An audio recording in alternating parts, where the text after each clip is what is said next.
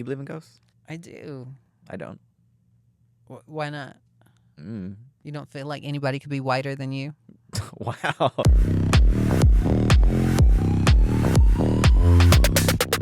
Let's go. With everything going on, from politics and elections to local issues, staying informed can feel overwhelming, especially when sensational headlines and echo chambers make it hard to tell what's real. Thankfully, there's Ground News, a tool that I've actually used long before partnering with them. Created by a former NASA engineer, the app and website gathers news from around the world and puts it in one place, showing you how bias, reliability, and ownership shapes news coverage. It even lets you compare how different outlets report the same story. For example, take this headline about how Trump is proposing a ban on transgender athletes. I can see that 25 sources are covering it, and on the bias distribution chart, we can see that most of the coverage is coming from the right. And scrolling down, I can see every article covering this story and compare. For instance, the Mercury News, a left-leaning news source, says, as Donald Trump vows to ban transgender athletes in women's sports, San Diego State refutes claims that volleyball player was hit in the face. While on Fox News, a predominantly right-leaning news source, they said, Trump pledges to protect women's sports from male athletes during Faulkner Town Hall. Quote, we absolutely stop it. The left-leaning news source highlights Trump's vow to ban transgender athletes, and includes a refutation from San Diego State. Whereas the right-leaning news source uses language like protecting women's sports without even mentioning transgender athletes. Navigating news from a single source can be tricky, especially when outlets report differently on the same story. And for this story, most of the coverage came from the right, creating a blind spot for the left. Which leads me to one of my favorite features of Ground News, their blind spot feed, which highlights stories that are disproportionately reported by one side, like today's story that I discovered through it. I personally think that there's a lot of value in seeing into other people's echo chambers to help understand why people feel a certain way or what may be influencing their worldview. Or maybe because you just want to answer to that age-old question, Grandma, where did you hear that? Between social media and nonstop news coverage, it's genuinely stressful just trying to keep up with what's going on, much less actually knowing what's true or not. But Ground News provides balanced and comprehensive insights into current events, giving you the context you need to stay informed. And if you value that, I recommend checking out my link, ground.news/Maddy, to get 40% off their Vantage plan, which is the same plan I use to get unlimited access to every feature that I shared with you. Ground News is genuinely changing the game by fostering transparency and showcasing different perspectives within the media. I wholeheartedly support their mission and encourage you to give it a try. And now, on to the video. Hi guys, welcome back to Give It To Me Straight. It's like ASMR for masochists. I'm your host, Maddy Morphosis, and joining me on the show today is all the way from Season 2 of RuPaul's Drag Race and the winner of All-Star 6, Ms. Kylie Sonique Love. That's me. Welcome. You're in your Gwen Stefani garb, I found out. Yes. As we just discussed off camera. She's such a style icon to me, and I was like, okay, so we're gonna go for a Gwen-inspired look. I feel like every time I've seen you, you've either been in sweatpants or Gwen Stefani. So what I like to do is do a handful of numbers all year long, and then I'll either add something or take something out.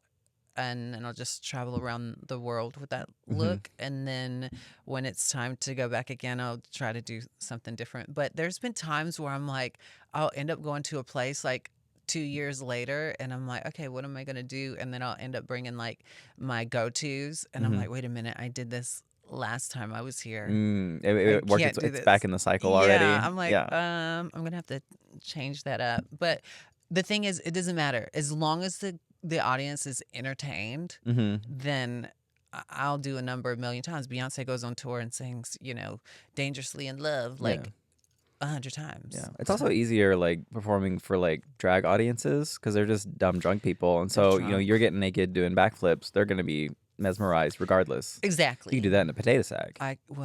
Yeah. And have. And I have. Yeah. And will again. It's coming back in the cycle. I'm ready. Yeah. Give me a potato sack. I'm here for it. Yeah, I thought about dressing up in a Gwen Stefani look because, again, like I said, I've seen you do Gwen Stefani each time I've seen you. And I was like, I should dress up. I was like, no, probably not, because I don't know if everyone else thinks Gwen Stefani when they think of you. Well, you went in the attic for this look, honey. Yeah, I had to bust the dust off for this. This is an homage to your Season 2 of Hearts lip sync. No reveal though, because I didn't want to wear body or anything. Right. So I'm also not built the same. You have a body. I'm built like a salamander. It's not, it's the illusion. Well, I'm built too. Exactly. Well, yeah. We probably could put a filter on me. Like the little Snapchat filter, little waist. Okay, I want the dog one with the little tongue that comes out. It's like the middle of the interview, you're telling some like really sad story and you're crying, and then the dog filter just. You think you're gonna make me cry today? That's not the plan, Oh but I God, don't know. I've been Some people are watching your sensitive. show, honey. You like to get the girls to boohoo and stuff. I I don't know. I mean, most of the time, I just like bring up stuff and then they kind of go off. But I think I just provide such a congenial, kind, and gentle space that they feel comfortable too. Is that what that's called? Yeah. Okay. And I have very kind eyes, very sympathetic. Well, those are some dramatic kind eyes today. You These are the season 2 eyes. Those are the season 2 eyes. The only thing that you're missing really is I think I had blue glitter on top of my lid. Well, the quality of Drag Race back then wasn't as high, so I couldn't tell with the resolution. It was so bad. I was looking at a grainy photo, and I was like, "There's definitely blue in there somewhere." It was, there's a couple of videos that have been gone from this earth. Like the moon landing is not here anymore, and I wish season 2 would disappear too somehow. Like the original footage. Like the tapes are ruined, they're gone. Yeah. There's actually, I'm going to have an interesting conversation later about like missing tapes and stuff like that, but we'll get into that in a little while. Oh, shit. Okay. But keeping it vague, keep it suspenseful. Oh, wow. Okay. But talking about like the camera quality and everything, you were actually supposed to be an alternate for season 1 of Drag Race. And with like what your drag was looking like back then, you kind of wish you were, so you got that season 1 filter on it. Oh, wait, hold on now. What? No, okay, so yeah, I was really excited because Duran Casting, they traveled around all over America, going to different clubs, and they were like, okay, RuPaul's gonna be like doing this new show. It's kind of gonna be like America's Next Top Model, American Idol, blah blah, all the reality shows, like all in one. And I am obsessed with RuPaul. So, yeah, they gave me their card. I remember I was at Jungle Atlanta, and I think they came to like a couple of other places when they were in Atlanta, and I was actually working there. So I put in my tape. I spent all this money going to Kinko's and making DVDs and recording myself in high horse drag around Atlanta during the daytime, which is crazy. I feel like I was dressed like Amy Winehouse going through Atlantic Station, and it was real crazy. So imagine you in a big black wig. Just sounds cursed. It sounds wrong. It was wrong. Forbidden. It was wrong, but I guess it worked because it got their attention. And one of the casting people was like, "Oh my God, like I remember you when I was going to college in Athens, Georgia at Bone Shakers." And so she was like really gunning for me. So that was really nice that I had somebody like that had already knew who I was. Yeah, you had one person, so you had a built-in fan base. And the casting and the Duran casting people, they also loved me too. And they basically were like, you are an alternate, and if anything changes, we'll let you know, but have everything packed. Which my drag then was just kind of like hand-me-downs and scraps that Nicole Page Brooks helped me glue to like a bra and stuff. And you just copy-pasted that to season 2. Well, so I had told them that, I was going to be transitioning, because at that point I had already knew that like how I wanted to live my life moving forward. This is something that I always felt. So I was just like, well, I don't know, like there's no space for a girl like me on the show, because back then they wanted it to be more modeled after RuPaul, like a guy who does drag and that sort of thing. And so I was like, well, like if I don't get on season 1, then, I don't know where I'm going to be at in my life for season 2. And I don't know if they're going to like let me be on the show. So season 2 rolls around for auditioning, and they hit me up and they were like, hey, can you make us another tape? And I was like, no, I'm not doing that again. Yeah. Like, you guys liked my tape from the first year, and they were like, we just make something, like just anything. And I was like, okay, because I had put so much time and effort in the other one and spent all this money. Like Kinko's is not cheap, and I spent like so much money, and it was such a hassle to do all of that because I'm not like tech savvy like that. And so I threw together something really quick, and I had told him, I was like, I had already started my HRT at that point. While but season 2 was happening? when the auditioning and stuff was happening, but I wasn't like living my life as a woman. Yeah. I was just taking the medications and stuff like that, doing like the early preparations. Yeah. And so they were like, as long as you're not like living as a woman, then it'll be fine. And I was like, such crazy rules. I Especially know. now, it feels so like Yeah. antiquated and crazy to think back on. I get it, because they had criteria that they wanted for the show, and I knew that. So, and I signed up for that. So, you know, whatever. And so yeah, I did it, and I just kind of in my head I was like, okay, I'm gonna go on this show and I'm gonna win it, and I'm gonna take the money and pay for my transition. That was always my goal from the beginning, is to go on the show, win it, and pay for my transition. Because at that point we were making like $35 to $50, sometimes $100, you know, a show. So to win over $20,000, that to me was like winning like $20 million, you know, like. I was about to ask what the prize pool, because I was thinking, I was like, would that even be enough after taxes for your transition? I don't know, but in my heart, I just always felt like that was my destiny, was to do that. And No, if I was right. I was just off by 15 years. Yeah. Or 11 years or whatever, because, you know, I came back and things worked out, and then RuPaul paid for my new set of tits and everything else. So yeah, because if you won season 2, I think most it would have covered is like 2 rounds of electrolysis and a human unit. That's it. That's all you would have been able to get. It worked out. Maybe it took a little longer than you hoped it would, but you know. Well, it actually made, like, I got to learn a lot about myself too, because of the time, and within that time I learned how to love parts of myself that I tried to ignore. I would look at myself in the mirror and I didn't feel like the person I was looking at was a representation of like who I truly felt on the inside. But like I really do appreciate that person, because that person got me to here. You know what I mean? And I'm just really grateful for that time and getting to know myself and love myself. Well, also, like, I mean, I'm not trying to like age you or anything like that, but like starting your transition when you did, it's very different to people starting their transitions now, where there's so many more resources and encouragement, and just people can just jump in, you know. I love it. I think it's great for this generation, but too, I mean, I don't think that trans people are textbooks. I don't think that everybody should do it the same way. I feel like you should just go at your own pace. And, you know, if you need an electrolysis or a good doctor or whatever, I could give you those references. But as far as like me writing down like step 1, like I'm not doing any of that. Like you're not writing the syllabus. You're just no, because I think everyone has their own destiny, and I don't want to write out someone else's destiny for them. So I see you got the little run in your pantyhose like I did.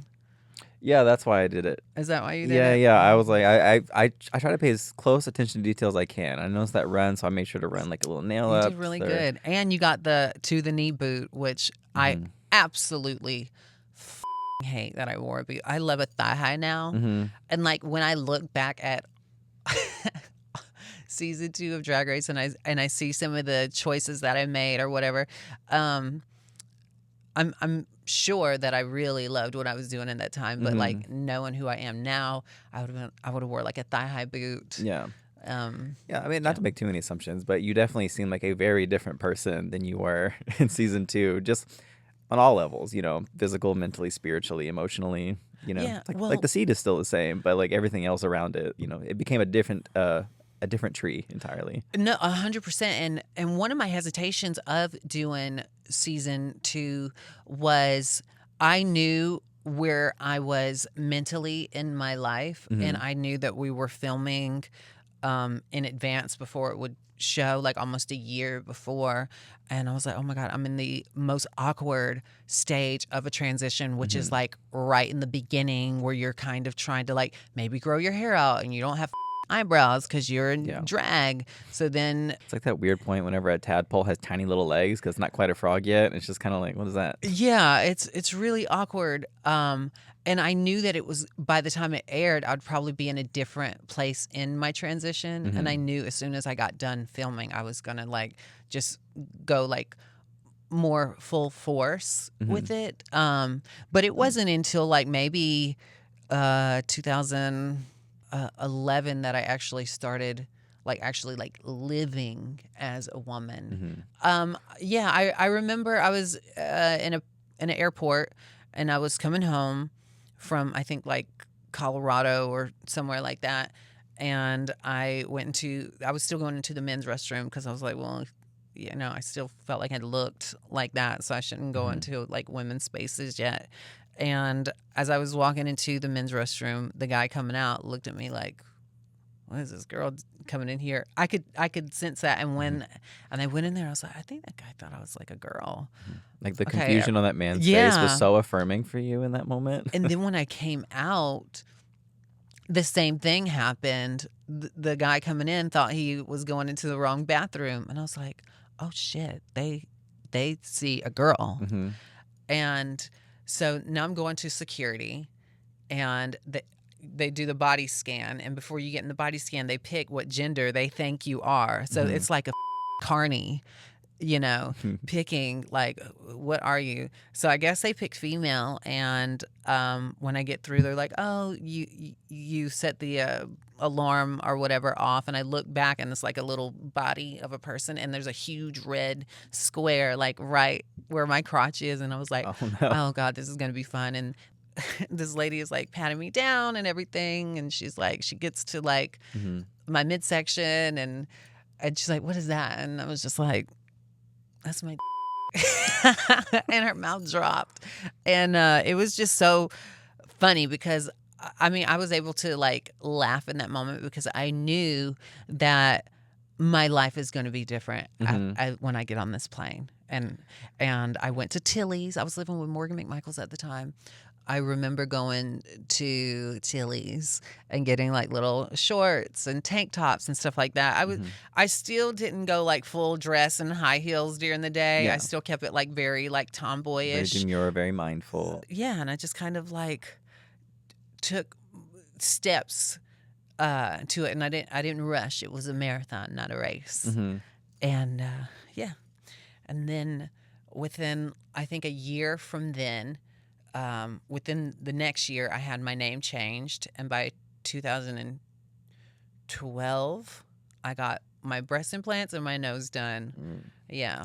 So it was like between your transition journey, which is we'll talk a lot more about that journey, but like it was a really gradual one until it wasn't, and then it's just like around 2011 or so, it's kind of like a little switch, and then full speed ahead. Yeah. No, it was like great. The moment you got not clocked. The moment you weren't clocked at the airport, you're like, all right, let's go. Let's and I wasn't even trying, you know what I mean? And that was like a thing for me, is like, you know, I was always kind of hesitant about even transitioning because I was like, oh my God, I've been raised this way for so long, and going into military school and being an athlete, your body, like, you know, fully developed male body, like, how am I gonna like undo this, you know? And it wasn't that I was trying to be something that I'm not. It was, I'm just trying to be as comfortable in my own skin, you know? And I've just always known like how I see myself and how I wanted the world to see me. And when I walk into a room, how I want to introduce myself. And it's been the most right choice I've ever made in my life, I think, because I don't have to explain myself when I meet people. You know what I mean? Before, when I did all that, I would have to explain, oh, why I had nails, or why I didn't have eyebrows, or, you know, this like androgynous thing. And now you just are. Yeah. And I just am. And like a lot of the things that I had that were chaotic for me growing up, like they're all gone now. And now I just have to deal with misogyny. And that's it. It's like it's not even a new chapter. It's like a new book you're on now. Yeah. So I heard you mention that you said you were staying with Morgan, and that feels like a journey that most drag queens have been on, because I feel like every drag queen at one point has stayed at Morgan McMichael's I think I was boarding the home for original. wayward girls. Yeah, living out in Miraloma. You guys are okay even after she destroyed your hopes and dreams? No one can destroy my hopes and dreams with me. So, but it, at the time, like it did really suck, because when I watched season 2 of Drag Race, one, they didn't show a lot of footage of me on the show. There's probably like maybe 2 minutes of everything I did on this whole season. Normally on this show, I don't talk a lot about Drag Race, just because like I want to learn more outside of Drag Race. But with this, like I have so many thoughts about that lip sync. I feel like it is not given the flowers it deserves as a lip sync, and it was given like the weirdest edit. Again, like you said, you were doing the most of any queen on the show up to that point, but you were given the least amount of screen time in a lip sync because they're making a show, right? Yeah. And then they have this amazing soundbite of Morgan saying it's not a gymnastics competition, it's a lip sync competition. And I was lip syncing. I knew that song. I knew that song before I ever even came to Drag Race. I know that one of the people that worked on the show told me after they had the hardest time editing that lip sync to make me go home, which that's flattering. And the fact that Rue had, to leave, and they was trying to figure out like what to do, Morgan even told me, she's like, girl, I thought I was going home. She said, I even waved bye to Raven when I was on the stage. But like, I felt it. I already like knew. I have like these crazy intuitions, and I was giving my all when I was on the show, but I wasn't being recognized for it. It was like the first challenge, like I thought I did really good in that. And even all the girls in the room thought I did really good. A lot of people were thinking, oh, she's going to be in the top, and then that didn't happen. And then the second episode comes around and it's the burlesque thing. And a lot of people were like, oh, she's doing really good in this. But then they picked the other team, and then, it was crazy. I was safe. And then the third one was the acting challenge. And I thought I did pretty good in the acting challenge as well, but I wasn't like a standout. And then the fourth one I was the Snatch game. And I was really confused as to like what the Snatch, like what exactly they wanted from us, because whenever they were asking us to get ready, they said bring a celebrity illusion or whatever. Oh, you thought you were probably doing like a number, like just a look. Yeah. I thought it was just a look. I'd never like originally I wanted to be Pink. But when Morgan was like, oh, I'm doing Pink, I was like, oh, okay, that's cool. I'll do Lady Gaga, whatever. And because I didn't want to fight with Morgan, because I could already sense her energy, and she's a little pugnacious. And I felt that. And for me, I'm just like, you know what? If I'm cool, I'm good. Like, she can have that, and if she f***s it up, that's on her. I love Pink. I don't have to, like, if I mess it up, then you don't have to make an apology on Twitter to the celebrity. Exactly. Yeah. So yeah. And yeah, I just didn't really understand like what they needed me to do. But once I watched it back and everything, I was like, oh, okay. So I was like felt so bad about it, but I didn't think I was like the worst. I didn't think I was so bad.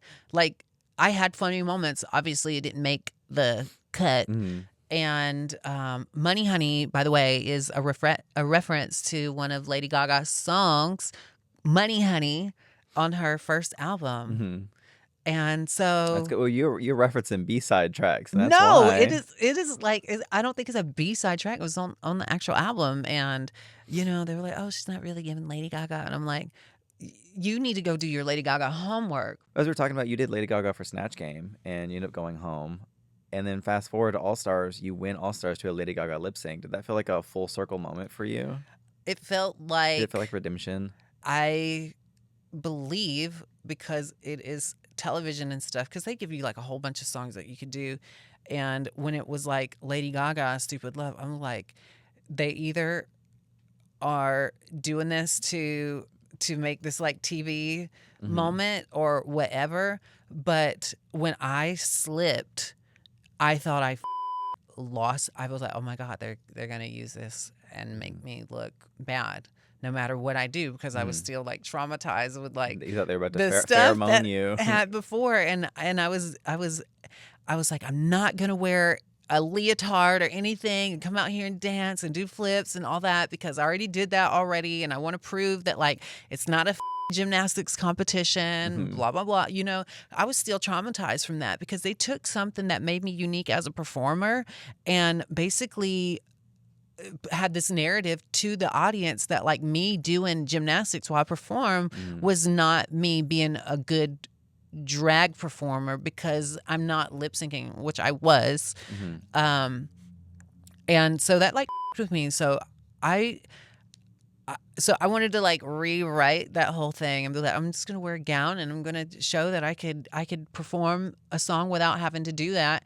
And then cut to it, I slip and have to do gymnastics to save me. Yeah. And it was kind of like the universe saying, you don't have to like, you know, not be you to be celebrated. And it was kind of like the universe kind of like made that happen. And it was The universe said, bust out your gymnastics. Start spinning, start tumbling. Sonique the Hedgehog. Let's go. Exactly. Very that. And so it happens, and I'm like, oh my God, they're either gonna hate that or love it.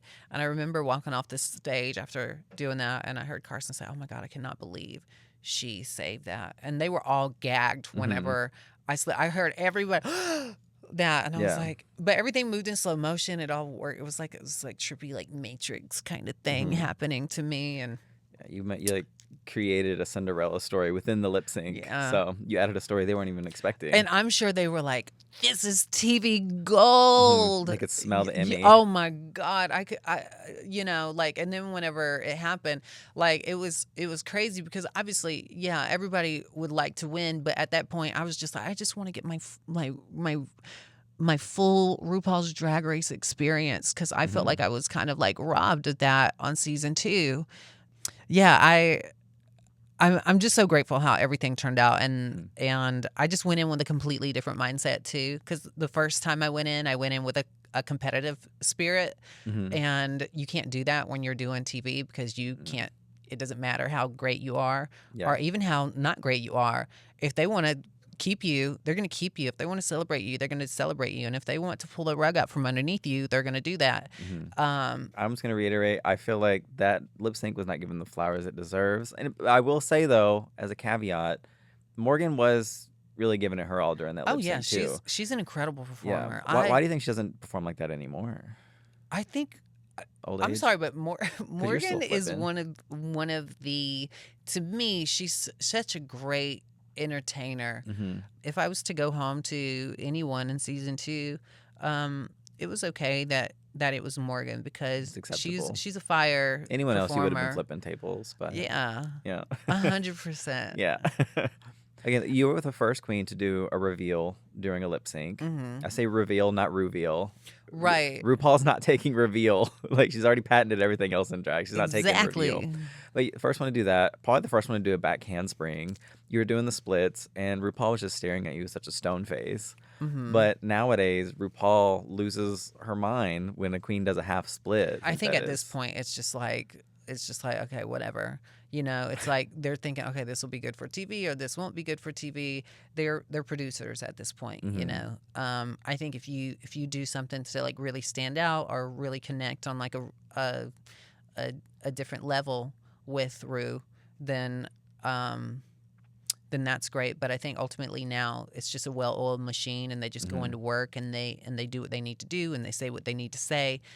But I've definitely had a lot of real moments with Ru, which are great, and they don't all make the cut, which is fine, because I got to have those moments with her, and they were real for me, and it was real to me.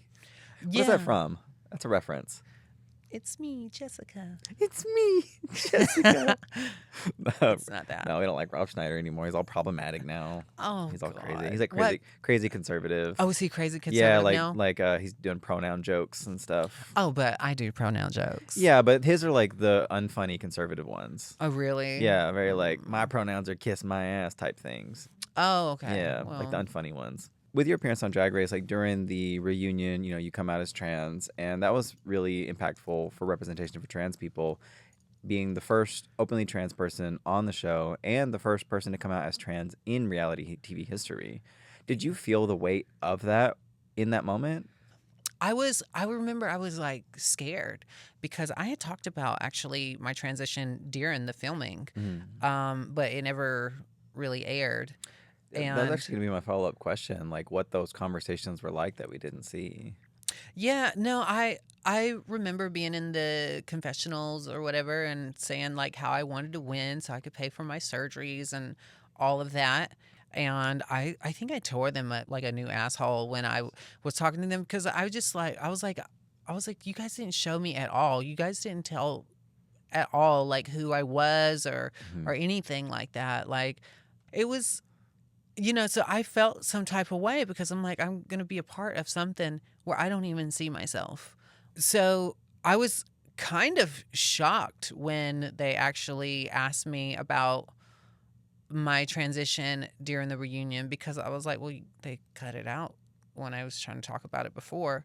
And I didn't really have all the words to like really go into details of like what I was going through. And I didn't have anybody to really like reference off of because I hadn't really seen anybody like that ever do something like that on TV unless it was like Jerry Springer and it was like very just kind of like just trashy and like not how I'm like, why would you go through all of that to live your life that way to just go on TV and say that, oh, I tricked you, I'm really a man or whatever. I think that's so odd. And I never understood that, but I guess people would do whatever they can to get on TV. I knew this was something that I wanted to do and that I needed to do for me, but like I didn't know how to do it really. And so here I am on TV and it was the kick in the ass that I needed to say, all right, we've told our truth to the world. Now go and do it. Cause I was nervous. I was so nervous. I was nervous that like I was going to lose friends and family and all of that. And I just got to a point where I was like, it. You know, this if they can't love you and accept you for who you are and you like really try to just do everything that everybody wanted you to do and be and it never made them happy and you were miserable, just do it. When I look back on the show, that episode is my favorite episode because I see me getting to tell my story and it was just so great and the way that Rue came and like comforted me and all of that and Morgan as well. And Morgan had told me too, she's like, don't let them exploit you. Because before she's like, if they ask you about your transition, don't let them exploit you. Tell them you want your own TV show and da-da-da-da-da. And I was like, oh my God, like what? I'm glad Morgan hasn't changed. Oh my God. Yeah. And I was like, oh my God. So there was a part of me that was like, you know, thinking of that, like, I don't know what I'm doing. Like, do I listen to my friend, you know? But at the same time, I'm just like, it was just so emotional for me that it happened. I was like, oh my God, this is really happening. I was like, do I want to do this in front of the world? Do I want to do this in front of the world? You know, because I have not seen this done in front of the world. Yeah. So to get to be a part of basically trans history in a way, and part of the snowball effect that, you know, that opened a lot of conversations in people's homes. A lot of people seeing themselves in me by me coming out like that. I got so much love and support. And I would try to message everybody back that sent me like long letters, people with beautiful stories, people with really sad stories, people reaching out to me because they have friends or family who are trans and some people who didn't make it, you know, that were trans and they felt misunderstood and they had no one and they took their lives and stuff. It was my world changed that day. And I just remember kind of like, I didn't want to be an advocate for the trans community because I was still trying to learn about me and make sense of that and focus on me. And I still to this day don't really want to be, I can only advocate for me. In your experience. In my experience. But if I inspire you, then that's great. Yeah. But with your trans journey, obviously that started around the time shortly before you went on Drag Race, but you had actually tried to transition a lot sooner, around like 1999 or so, your early 20s. What was it that happened that made you stop that initial transition only to like restart it later? I attempted to transition multiple times. And then there were there were zero resources for me. I remember I had a girlfriend named Erica. She was really sweet and she was like really girly, and I was like, oh my God, like she used to be a boy, like what the hell? And she was beautiful, and she had like testosterone blockers and estrogen and stuff like that. And I remember I'd go and hang out with her sometimes, and she like gave me like a handful of like medication, and I started taking it, girl. And then I was like wearing earrings during the day and was like really trying to fill my fish. And then I ran out of medication, and the fish died. So the fish food, died. yeah, she was out of fish food, honey. And I was like, oh my God, like how am I going to do this? Like how the am I going to do this? And then a couple of years later, I found this site. A lot of the girls watching this, old school girls will know this site. It's called In-House Pharmacy. And I think it's like a UK-based thing. I was going to say, it sounds illegal. Yeah, well, I ordered like estrogen, like the shots. I ordered that from there, and testosterone blockers, which I think they end up being like mints. I'm not sure. But like whatever was in that estrogen that I was putting in my body was like putting me through it. And it's so important that you see a doctor and not just take the medication on your own, because you do need to have your levels checked, because if you have a high testosterone level and then you're putting all this like synthetic estrogen in your body, so you have like crazy amounts of like hormones, like this high testosterone, high estrogen, your body is going crazy. And you know, you have to just take really good care of yourself. So being an adult has its high points, like you can eat ice cream for dinner anytime or stay up as late as you want. But it's not all fun. You also have to do your taxes, figure out what's for dinner every night, and make doctor's appointments. For that one, there's ZOCDOC, the healthcare app that makes adulting that much easier. ZOCDOC is a free app and website where you can search and compare high-quality in-network doctors, choose the right one for your needs, and click to instantly book an appointment. We're talking about in-network appointments with more than 100,000 healthcare providers across every specialty. From mental health to dental health, eye care to skincare, and much more. You can filter for doctors who take your insurance, who are located nearby, who are a good fit for any medical need you may have, and who are highly rated by verified patients. Plus, ZOCDOC appointments happen fast, typically within just 24 to 72 hours of booking. You can even score same-day appointments. I know for me, this is a really great service because I didn't go to the doctor very much whenever I was younger, so a lot of this stuff kind of confuses me. But with the app, I can just make a couple clicks and instantly find a doctor for whatever I need, wherever I need. So stop putting off those doctor's appointments and go to ZOCDOC.com/straight to find and instantly book a top-rated doctor today. That's ZOCDOC.com/STRAIGHT. ZOCDOC.com/straight. I remember I went to this place, the only resource for trans people. I went to like Alpharetta or somewhere, and I met this lady named Angela.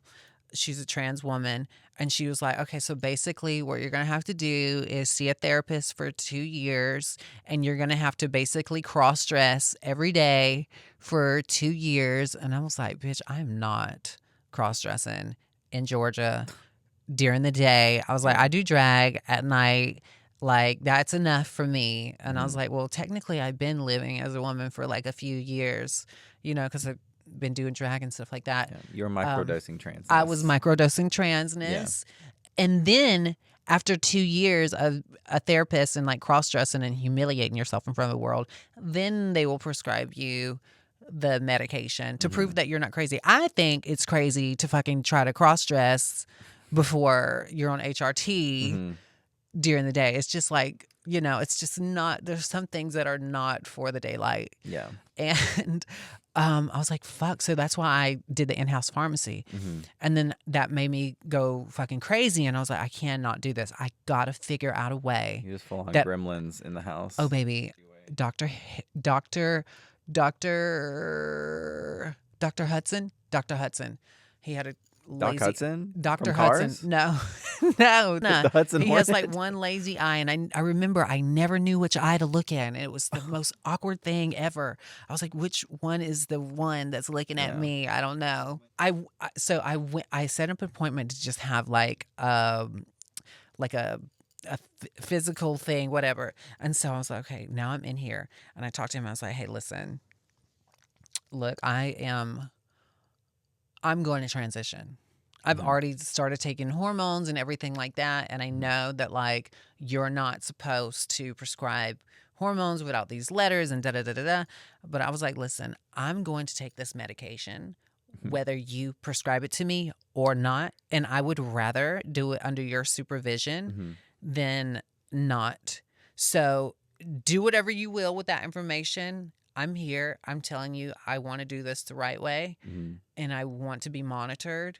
And he wrote me like a small dosage of estrogen and testosterone blockers, because I brought the stuff that I was taking, and he's like, I don't want you taking this stuff. You don't know what's in here. And so so that's how I got to get on hormones without having to cross-dress for 2 years and all that craziness. So And the moral here is like, if you're wanting to transition, give your doctor an ultimatum. Like, let them know, like, this is happening whether you like it or not. I knew if I got in front of him and I explained to him what I was doing, if he really cared about trans people and their health, then he would listen to me and give me that. And he was so good to me, and I'm so grateful for him to do that, because you could be liable, you know, or whatever. So thank you for risking your degree for me. Yeah. In a way. But here we are. Like, I made the right choice, obviously. And so with that journey for you, was it very much just like as soon as you moved out from like your parents' home, you just full steam ahead, like changing your life, finding your happiness? Like what was that journey like, leaving home and everything? I needed to get out of Albany, my little small town where I was from. Which I know that was like upbringing. I'm trying to like slowly work our way back here, but like once you move out and like in between coming out as trans and like leaving home, like what was that period? You were homeless for a couple of years, weren't you? I was definitely didn't have I was living on couches and things like that. And just kind of like all over the place, living out of a suitcase or a book bag or whatever, just trying to like figure out like where I wanted to be in the world. And when I was like 17, like somebody like took me to Atlanta, and I got to see like, you know, queer people and like rainbow flags outside of like coffee shops and bookstores and gay clubs and things 90s? like that. No, honey, I'm not that old. Calm down. No, this was early 2000s, like 2001. And yeah, so I was like, I have to get out of my little town. There's nothing for me here. Like there's no room for me here. And like me, just being me was just too much. And I remember like going to the mall, and I remember one time my mom saw me in the food court, and she's like, you just don't need to be wearing makeup. And I was like, what are you talking about? Like, because I would like wear like foundation and all that stuff. And I'm sure it was really horrible then, because like even season 2, my makeup, Yeah. as you can see, was not Yeah, that good. This was in the Atlanta mall. Is what she looked like Oh walking my around. God, never. But I did at Lenox Mall one time. We did like a little thing for Mac, and we were like in high whore drag. Yes, it was crazy. See, normally with most guests, you can like rest a little easy because with most guests, I have like old pictures to like randomly pull up. But it always feels weird pulling up pre-transition photos of a I'm trans okay. person. Yeah, but I didn't print any out or pull any out or anything like that. You did But not even one? no, I didn't pull any out. Again, like it just feels like a weird thing just to throw it out without prior, conversation Honey, listen, about it. let me tell you so. something. I am, as I said before, I learned to love every part of who I am and every stage of my life. I wouldn't be the person I am today without that person who struggled and had to, get felt up in TSA and, take God knows what kind of estrogen and all of that. So I love that part of myself so much more than I ever thought I could. Okay, in that case, we'll throw up a random picture of you. You have like red hair. You're doing like a weird squat thing. You're just wearing underwear. Oh You look like yeah, a I was Smeagol. 19 in that picture. See, I just like described a picture and you knew exactly I know what it. it was. I know it. It was in Athens, Georgia. I was in I had met like one of my first like real boyfriends. His name was Elliot. He's no longer with us. And he took that picture of me. We were like in like the woods or somewhere, and we went to like this creek or whatever, and he took photos of me, and that was one of the photos. And yeah, it was, and that was kind of very liberating because like I'm just so like not that kind of person that would do that, and I was so to be in my underwear during the day in like a creek was kind of so crazy, spontaneous so and crazy for me. crazy kooky. But yeah, I can look at that person and be like, wow, like you came a long way. And like I even remember like even looking at me then and knowing like what I was feeling in my heart, and it's still the same as I feel today, Yeah. So like how can I deny that person, Yeah. They had a life, they existed, and that is me. That's my life. Yeah. You moved away from home so you can really find yourself and find queer community. But what was it prior to that? What was your upbringing like? Growing up, eventually dropping out of high school. Like, take us through that time period of like growing up in Georgia up until you went off on your own journey. Lived with my dad and my stepmom. It was not a peaceful home. I don't know. I just felt so disconnected from my family, and I spent a lot of time alone as a kid, and I had big dreams. I just didn't know how to like make them come true. But once I started seeing those little things that felt close to that, or like this is the way to it, I just kind of like always trusted my gut and I went with it. So I was obsessed with gymnastics because I found something Power Rangers, Buffy the Vampire Slayer, the movie, not the TV series, although I know the TV series is fierce. Every day and every night, that's all I would do. As I would just do gymnastics, and it helped me escape. You're just in the house, just flipping around, just in tumbling. the house, in the yard, everywhere. Like everywhere was like my gymnasium, and I just like threw myself in it like full force, and I taught myself like basically everything that I knew how to do, and it was my escape from my chaotic life, so to speak. You mentioned somewhere before too that like you were something of like an outcast in school. Do you think maybe it was because you were this quiet loner kid that was just doing cartwheels all the time? Well, like in elementary school, like I was so girly and loved dolls and stuff like that, and I'm sure that was strange for my boyfriends in school to see me do. And then elementary school doesn't really count for a lot of people. No. Those are kind of like free years. But even like middle school and even high school, like I still remembered playing with Barbie dolls in high school. Like I loved playing with Barbies. But you talked about being like a feminine child. At one point, your parents actually sent you to like boot camp. Yeah, yeah. What was the event that led to that, and what was that experience like for you? Word had gotten out that I was like had a boyfriend and that I was like gay and all this stuff, and I didn't even really know what any of that meant. And I remember writing my mom a letter, and it was so dramatic. I felt like Lydia Dietz, on Beetlejuice. She's like, "I am alone," or whatever. And I read it to my mom, and she was just like, "Oh my God, like I have to send my baby somewhere. I don't know what to do." So she sent me to like this asylum kind of like crazy place. Oh my God. And when I got there, I realized I'm not crazy. I was not crazy. I was far from it. Just misunderstood.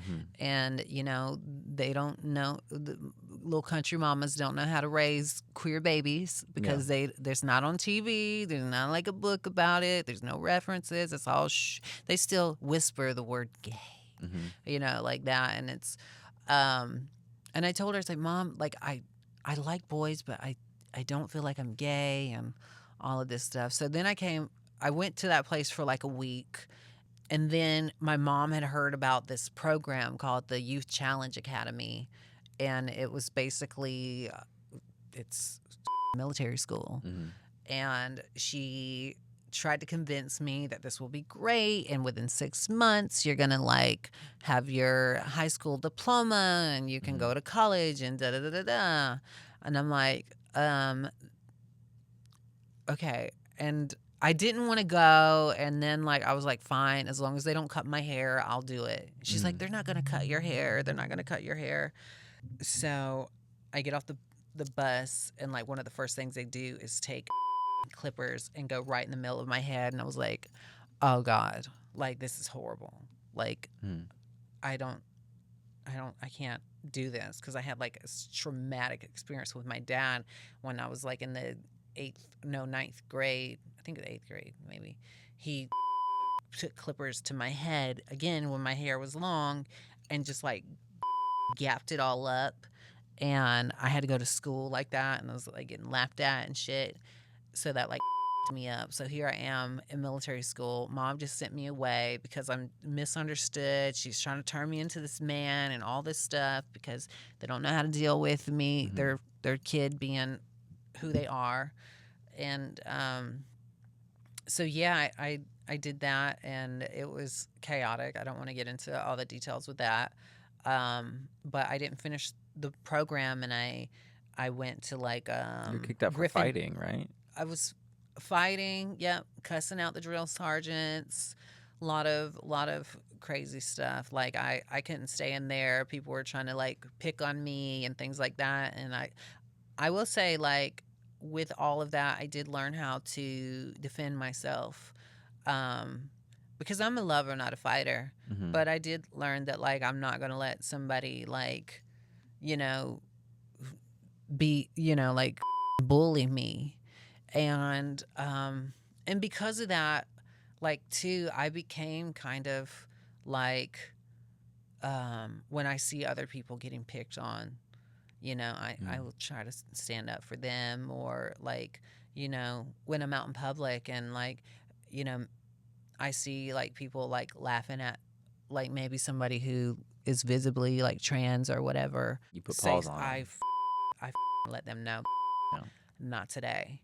And so there are a lot of things that I did learn from being in military school that I took with me, but ultimately it was just such a chaotic thing, and I came back and everything, and then that's when I discovered Atlanta, and I just kind of like I knew I wanted to get away from the South, and kind of go to the big city. And somewhere that's a little more blue. yeah. And that's, and that's kind of like when my whole drag thing took off. And then I made my way to Atlanta, auditioned for Starlight Cabaret, met my drag mother on my 21st birthday, and then kind of like my drag just started evolving more, and I started actually getting paid to do drag, which was great because now I get to dress up as me, essentially, and start and microdosing get transness and microdosing transness and getting paid for it. Mm-hmm. It was so fierce, and I was like, I don't care what I have to do. This is how I'm going to make a living. Yeah. So, and that my mom hated that. Hated it, hated it, hated it. I remember she would tell me all the time, you got to quit doing drag. You're not going to do anything with it. And I was like, just, I believe in You me. said, Mom, give me like 25 years and you'll Yeah, see. It's going you'll to pay see, off. honey. Just you wait.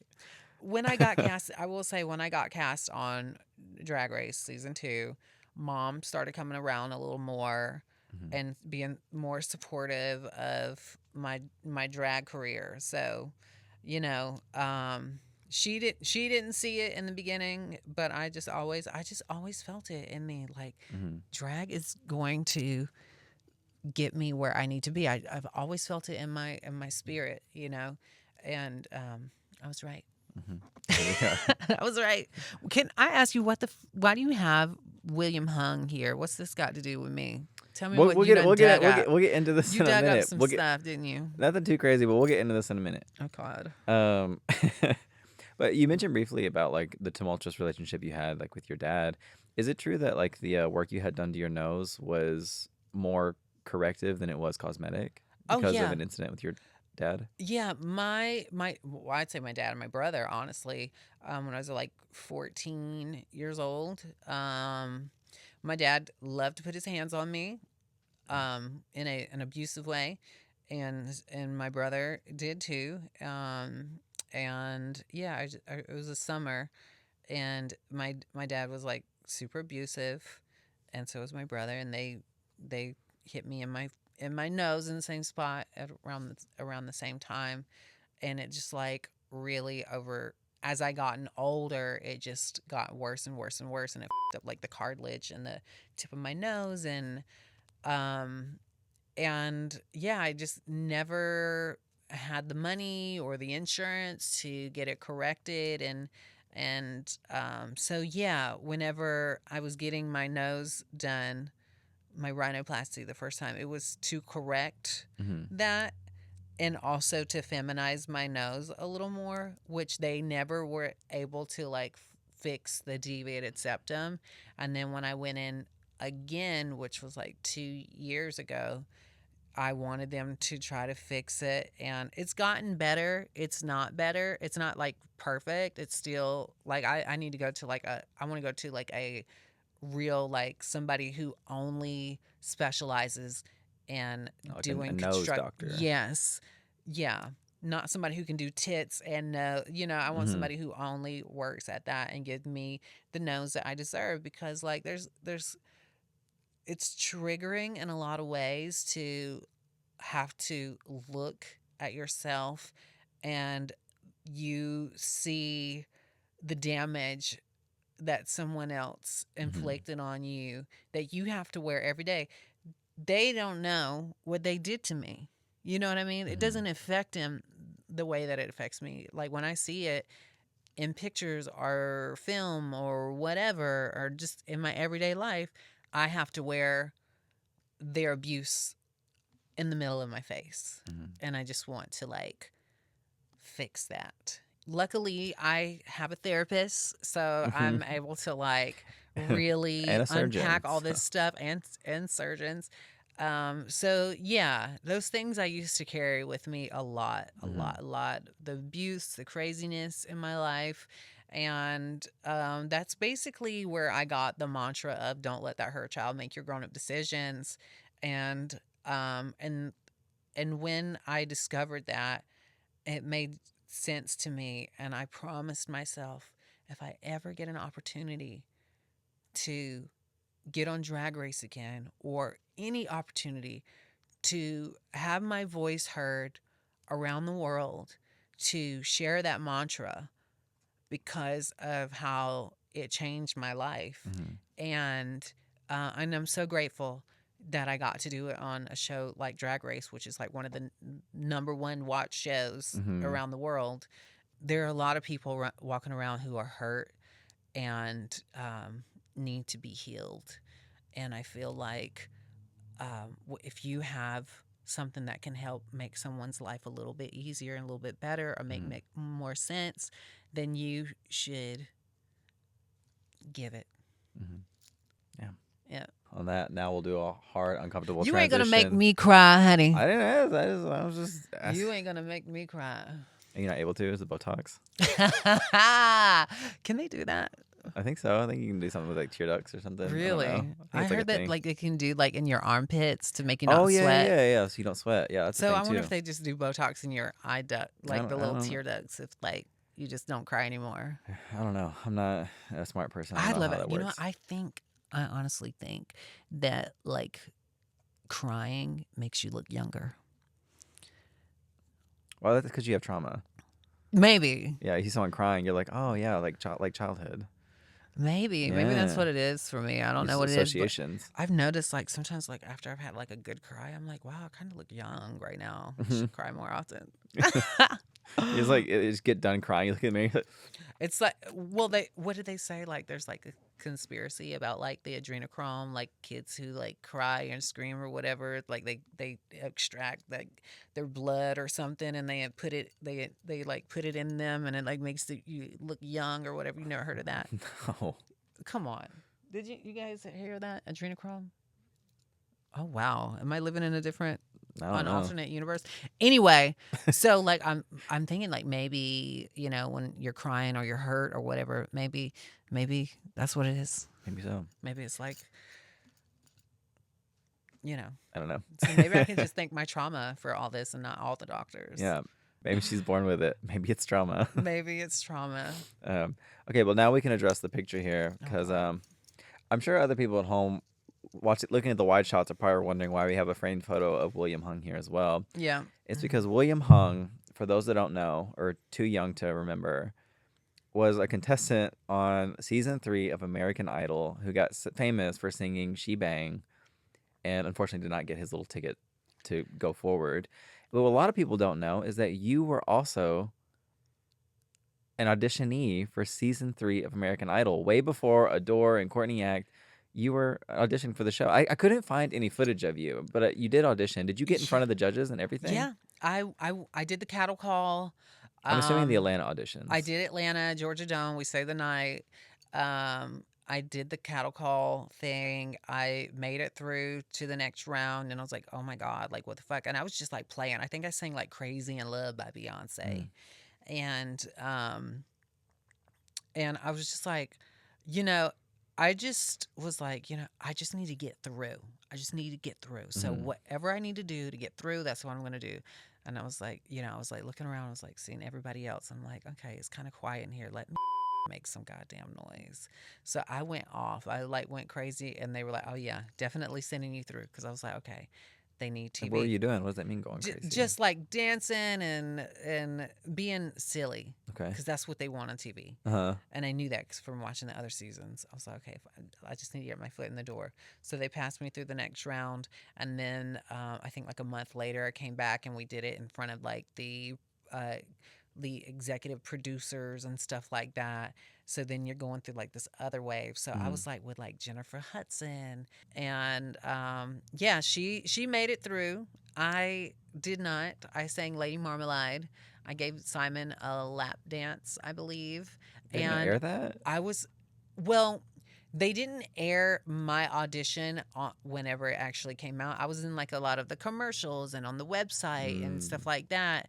And but years later, they played it on American Idol Rewind, and my audition actually is out there somewhere in the world. It has been on TV on American Idol Rewind. Now that you say Rewind, because I've watched through the entire audition episode for Atlanta season 3, could not find you. But now with those keywords, we might be able to track it down. I have been trying to find it forever because I've had people be like, "Oh, I saw you singing Lady Marmalade to Simon Cowell," and I'm like, "What the fuck?" And they were like, "Yeah, it was on American Idol Rewind or whatever," and I'm like, what? So I had not actually ever got to see my audition. Yeah, it was crazy. I had like these big old platform boots. I had on like a purple shirt that was tied up. Originally I had on a shirt with pink on it. Wait, you said platform boots? Were they silver? Glitter, silver.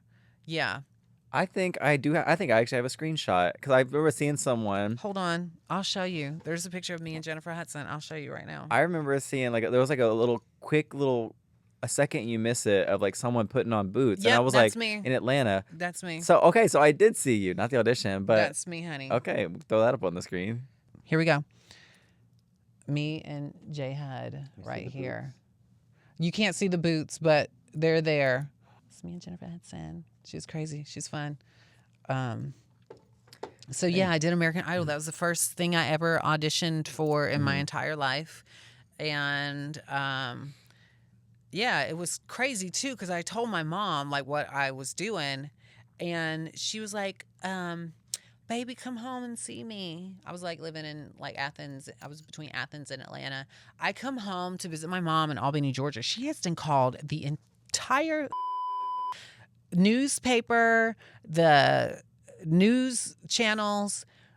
She set up all these interviews for me to do. Yeah. I was like, Mom, like I just auditioned for the show. Like I'm not actually on, like I'm not like, I didn't go to Hollywood, like, you know.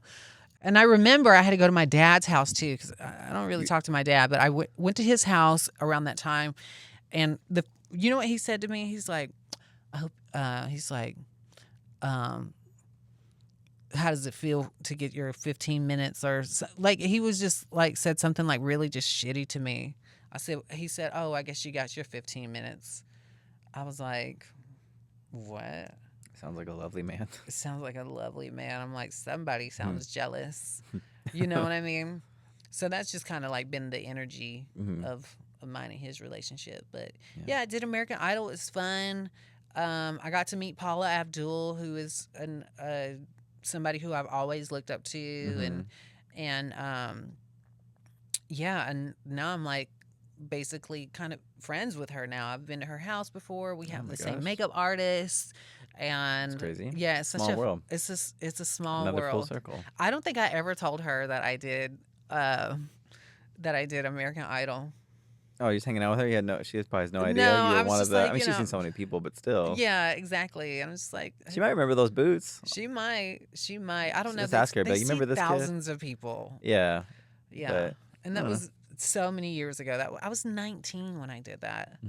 But with that is the last bit of time we have and the last of my cards. But before we go, I did want to give you something to thank you for taking the time coming in today. I'll just show it to you, and you just tell me why it's so special to you. This is a signed photo of one Mario Lopez. Why do you love Mario Lopez so much? Who told you that I love Mario Lopez? You did, in a roundabout way. What? I would say that Mario Lopez is probably my first crush. I think you said somewhere that he was your gay awakening whenever you were younger. Gay awakening. Oh, I think those are your words that I read. I don't know. I don't know if I would use the word gay. Queer awakening, maybe. Yeah. I was like at that time. Maybe queer awakening is the word I use, but no, I just always thought he was just so yummy, you know. And actually, when I moved to LA, I got to do a TV show, and I got to work with him. Oh my gosh! And I can show you the picture. I'm sure. I'll yeah, pull it right here. The moment you said you worked with him, I was like, oh, I did. Oh my god, it was incredible, and it's right here actually. You really cataloged your life. Oh baby, trust. Well, you know, there's a story to tell here. Story. But this is me and Mario right here, and he comes in, and I'm like, oh my god, I love you. And I was like, I wasn't sure if we were going to get to work together today. And I had the actual like Saved by the Bell Mario Lopez doll. And that was one of the dolls that is ruined. Eden, thank you for losing all my shit. But he was like, oh my god, I would have totally signed it for you. And we shared the same like makeup trailer, but like there was like a division, like his door was right there and mine was right there, so we were not in the same one. But I will say this is before he was married or whatever. I was walking back to my trailer, and I was like walking in front of him, and I heard him tell his assistant, wow, she has a nice ass. Look at that. And then whenever he left, I took his name off of his door. You still have that too? Somewhere.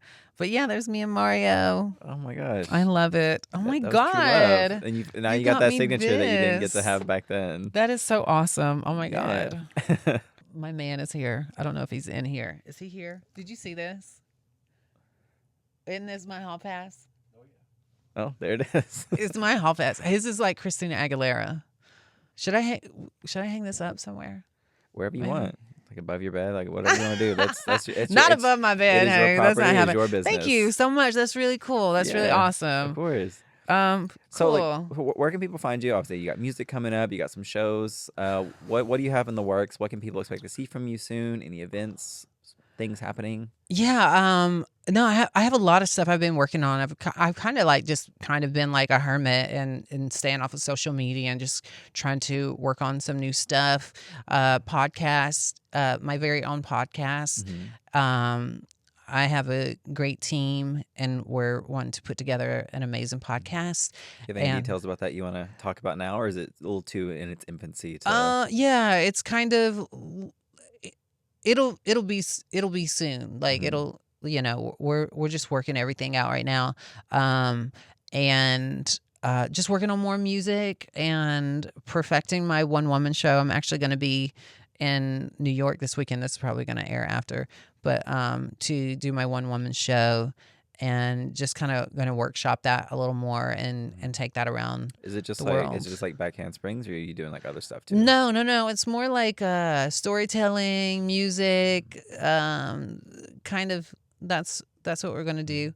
I've done it once before, and it was really good, but it was like really emotional for me, and I was like, oh, I don't know if I could do that every night all over the world. What are you doing? Yeah, it was a lot. Show? It was a lot. It was a lot. You said one woman show. I assume you're just doing a few like drag numbers or maybe talking a little bit. Talking about emotional. Show with a million personalities. Yes. So that's kind of what I'm doing. I'm wanting to do more acting, do more film and stuff like that. Social media wise, people can find me on Instagram, Sonique, X at Sonique. I have a YouTube channel. Want to utilize that more in the future, especially with the podcast. I was supposed to ask that where the podcast is going to go, or is it going to have its own channel? I think that we will put it on YouTube. But like I'm going to be putting all that information out on my socials and stuff like that. And that's just kind of like where I'm at right now. Like obviously I'm still touring and doing all the club gigs and all of that stuff. And so keep an eye on the socials. A book, that I'm been kind of like writing over the last couple of years. Not a cookbook. But like not even like I wasn't quite sure what I wanted to do with the concept of it or whatever. Still kind of like figuring all that out. So like at some point there will be a book, It's like a biography or short story. What kind of book is it? There is no short story here, honey. Very long-winded. But yeah, it could be like a self-help book, memoir, like I don't know. Like you don't you don't even really know like what you want the book to be. You just know you want to make a book. Yeah, there's so many You have ways that it plan. could be. Yeah. I'm excited to see what you do with like a podcast, a little setup and everything. Yeah, no, I'm really, really excited about it. I think I have like a lot of like really interesting conversations with people. And it would just be really cool to get to have those documented and shared to the world. Yeah, because there's so much more to me than like people know that I and I think I definitely am in a place in my life where I'm confident and would love to introduce myself that way. Yeah. And let people really get to see just like really overshare who I am and not just like one of many from RuPaul's Drag Race, Yeah. Well, until those conversations come out, you guys can watch more conversations with other people here on my YouTube channel. And make sure to like, comment, and subscribe so you don't miss any of those. And join us next time whenever we have somebody else. But yeah, till then. Bye, guys. Bye. And thank you again to Ground News for sponsoring this episode. Make sure to go to ground.news/Maddy to get 40% off their Vantage plan.